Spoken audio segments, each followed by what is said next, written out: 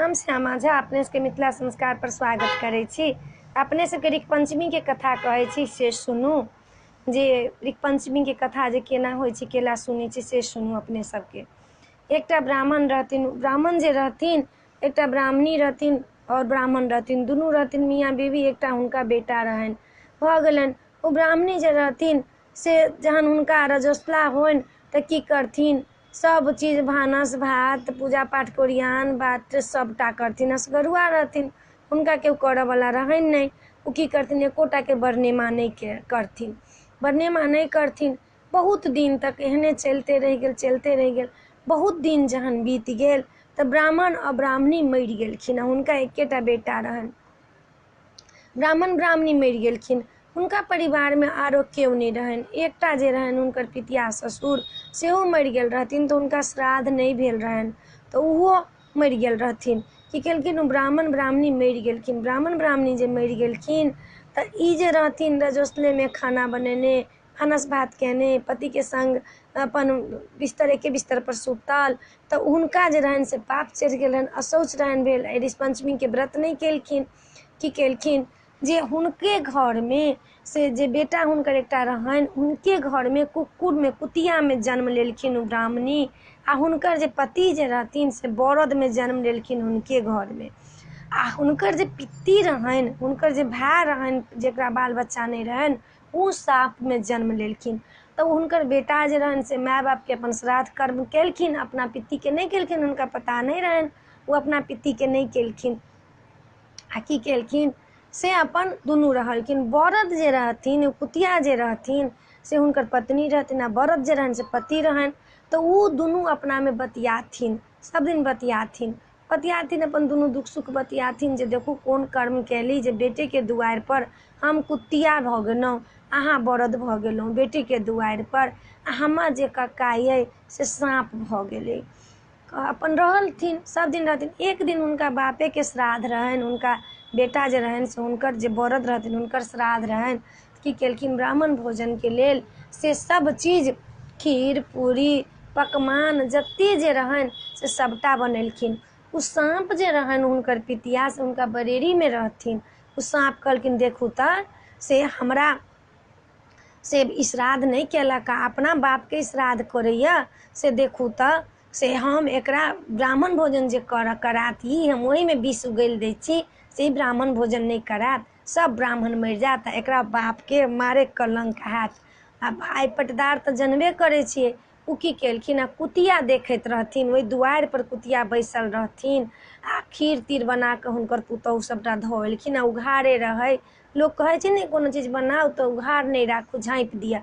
की केलखिन, बरेरी में से एतेक विष ओहि खीर में उगैल देलखिन जे ई सब ब्राह्मण खेतै मरि जेतै, एकरा बाप के कलंक भऽ जायत।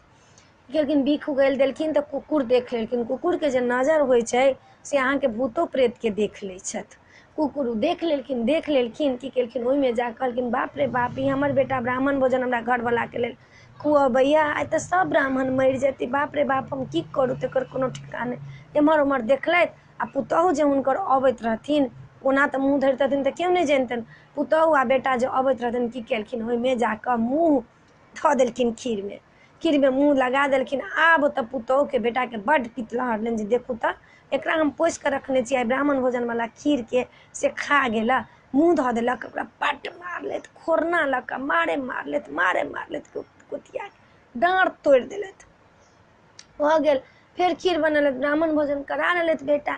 बरद जे रहथिन हुनकर पति, हुनको जे ओहि दिन जोइत कऽ अनलखिन से मुँह में जाबी लागले, हुनको ने मुँह से जाबी खोललखिन। जहि घर में बरद रहैत रहे, बरद वाला घर में, ओही घर में कुतियो बैसथिन। आ ओहि पर मचान लागल रहे, तै पर हुनकर बेटा सुतथिन सब दिन का। आई बरद के कहलखिन, डाँड़ जे हुनकर कुतिया के तोड़ि देलखिन हुनकर पुतौह, तऽ बड्ड कनथिन। आ बरद कहै छथिन कि की भेल अहाँके, कैला एते उदास छी। कहलखिन, की बताउ, अहीं के श्राद्ध के लेल अहाँ के बौआ खीर सब बनेने छल ब्राह्मण भोजन लेल, से अहाँ के जे पित्ती छथि से ऊपरे से विष उगैल देलथि। ओ साँप छथिन, ऊपरे से विष उगैल देलखिन ओहि खीर में। आ कहलकै भने सब ब्राह्मण मरि जेतै, जेकरा बाप के कलंक हेतै, हमरा श्राद्ध नहीं करैया, अपना बाप के श्राद्ध करिए। से जे हम देखलहुँ हँ तऽ हम बेटाके दुख केना बर्दाश्त करती। ई ब्राह्मण सब जे खैतै सब ब्राह्मण मरि जैतै तऽ अहीँके कलंक होइत, हमरे कलंक होइत। ताहि लऽ कऽ हम बेटा पुतहुके अबैत देखलियैए, ओहिमे हम मुँह धऽ देलियैए जे हम छू देबै तऽ केओ नहि खेतै। से हमरा खोरने लऽ कऽ पिटलक, से की कहू, से डाँढ़ हमर टूटि गेल। बेटा ऊपरमे रहनि से जगले रहनि, सबटा बात सुनैत रहथिन, दुनू गोटा बतियाथिन तऽ कहलखिन देखू अहाँके हम की कहू, आइ हमरा खेतसँ जोति कऽ लेलक आ हमरा देखू, हमरा लए श्राद्ध करी, हम एकर बाप छियै, हमरा लए श्राद्ध करी आ हमरा मुँहसँ आइ जाबियो नहि खोललक।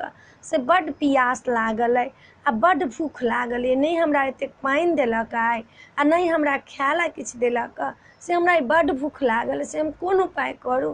कहै छथिन हमर सबके कोन जन्मके कर्म केने छी से हमर ई प्राप्ति होइए जे बेटीके दुआरि पर हम बरद बनि गेलहुँ, अहाँ कुकुर बनि गेलहुँ, कुतिया बनि गेलहुँ। अहाँके पुतहु ओते पिटलक आ हमर बेटा एक रत्ती खोलि कऽ मुँहमे जाबी लागल अइ, से हमरा एक रत्ती पानिओ नहि देलक। हम की कहू अहाँके, हमर पितिया साँप बनल अइ, हम की कहू। गरीब लोकके इहे गति होइ छै, कोन जन्मके कर्म केने छी जे ई पेलहुँ।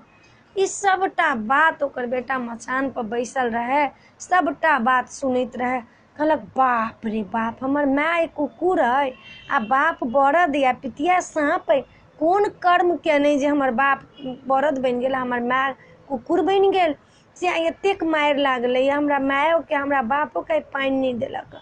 ओ फुरफुरा कऽ उठल, बापके मुँहसँ जाबी खोललक आ जाबी खोलि कऽ पानि पियलक, मायके डाँढ़मे तेल लगेलक, कुकुरके माय कहलक तऽ नहि, तेल लगेलक। आब भोर जे भेल, प्रात भेल तऽ गेल पंडित सब लग, ऋषि सब लग, सप्तऋषि लगमे, सप्तऋषिके ई व्रत छनि, सप्तऋषि लग गेलखिन। महाराज से आब हमरा बताउ जे हमर माय बाप कोन कर्म केने अइ, कोन पाप केने अइ जे हमरा आइ देखू हमर बाप बरद बनल अइ हमरे दुआरि पर, हमर माय कुकुर बनल अइ। से अहाँ हमरा बताउ ओकर कोन उपाय हेतै जे एकरा सबके मुक्ति भेटतै। हमर पित्ती जे छथि से साँप बनल अइ, आब बताउ एकर कोन उपाय हेतै।